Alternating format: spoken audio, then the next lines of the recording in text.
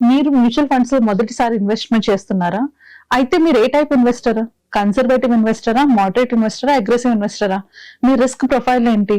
మీ risk profile ప్రకారంగానే మీరు mutual ఫండ్స్‌ని select చేసుకున్నారా?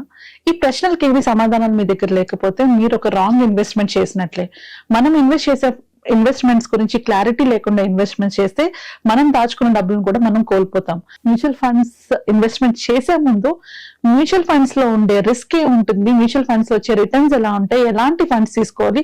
ఏ ఫండ్స్ తీసుకుంటే మీరు ఎంత రిటర్న్స్ పొందుతారు? వీటన్నిటి గురించి ఒక అవగాహన చాలా ఇంపార్టెంట్.